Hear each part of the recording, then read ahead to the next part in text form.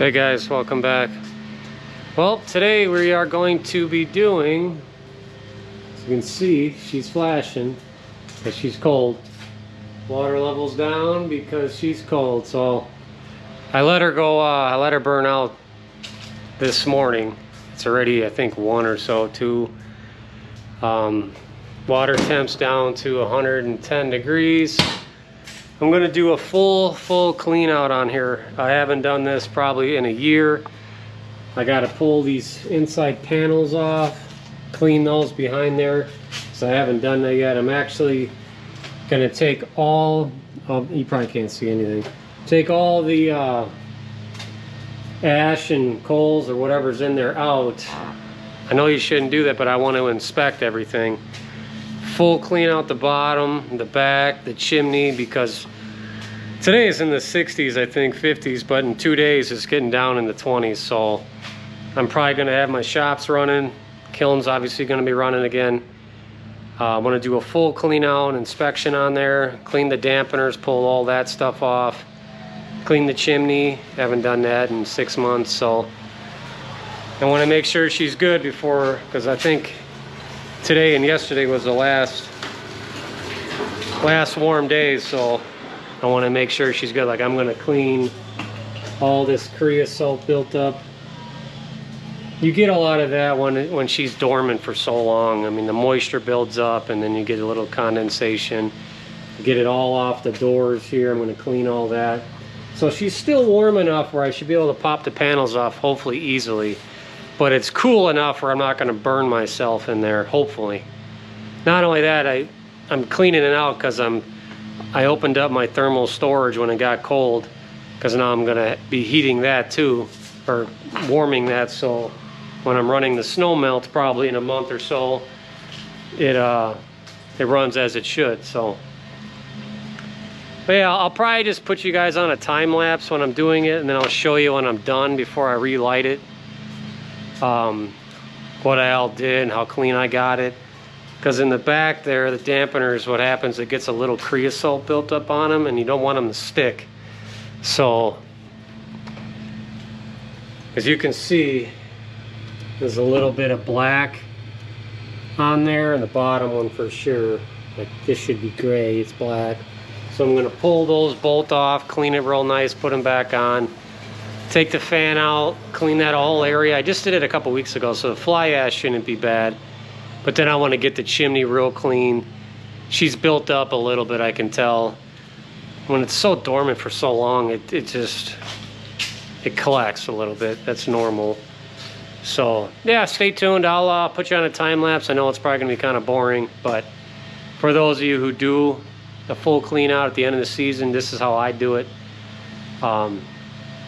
All the G series are pretty similar. So I haven't pulled the panels off before. I know some people struggle with it. I'm hoping I don't have that much of an issue, but we'll see. So yeah, stay tuned.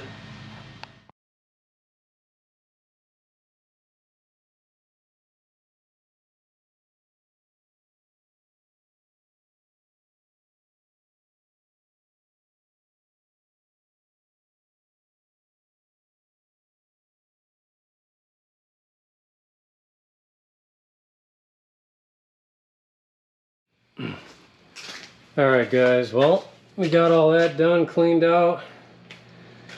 As you can see,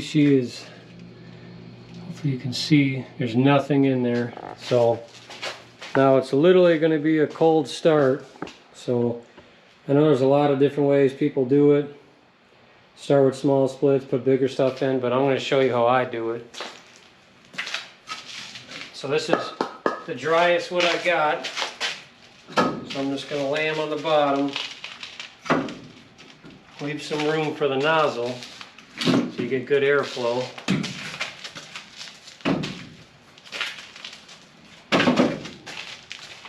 Now I never clean it out like that. The only reason I did it is because I wanted to inspect it all. Now I start laying them the other direction.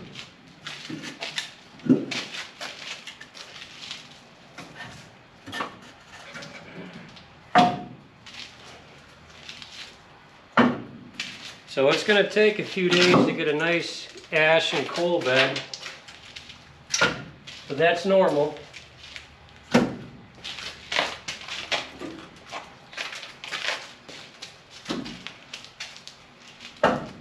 So I got two squares in it. I'll show you.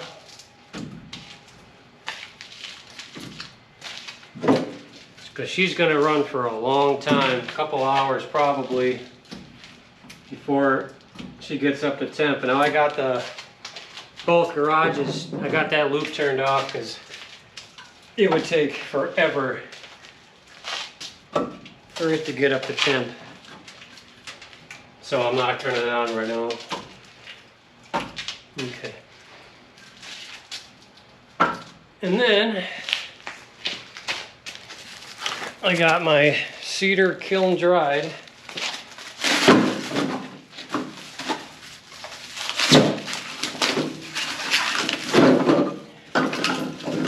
Since this is a gasification, it burns downward, so start it at the top.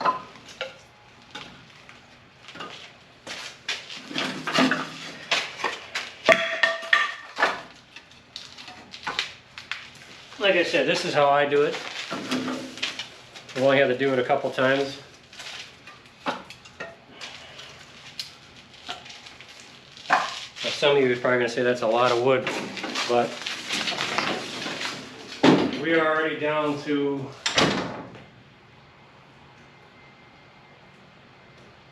107 degrees. The cold start.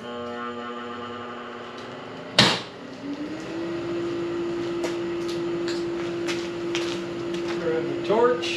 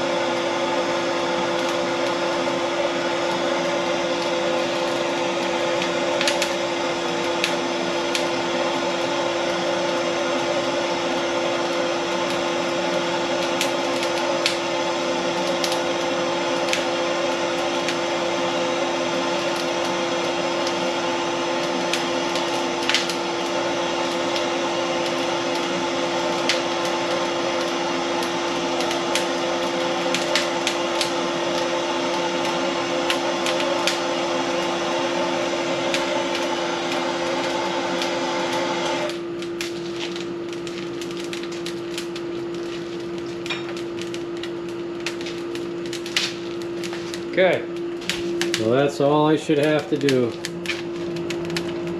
Hopefully you can see. Oh yeah.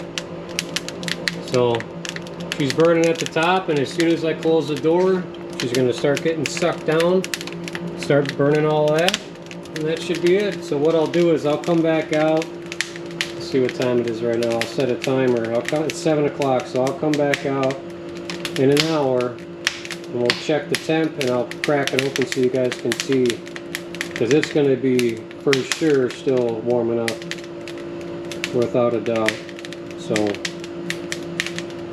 1 hour. So stay tuned. For you guys, it'll be in 1 second here, so stay tuned. All right guys, let's check on the boiler here. So it's a little over an hour. We're at 111 degrees. So I'm not sure, I don't remember what it was at, but let's check on it here and make sure. The fact that it's 111, I think it's a little bit more. Well, let's make sure there's a fire. Oh yeah. So she's going. It's gonna take a little bit, obviously. So, but yeah, that's all it takes. Like I said, I still got the water flowing to the house, so. But yeah, that pretty much wraps it up. I'll come back out probably in an hour, and it should be up a lot more. Then I'll turn on the the garage loop, and should be good to go. So yeah, hopefully that helps you guys out a little bit on how to get at least what you should do to clean it, and how to do a cold start. So as always, keep earning.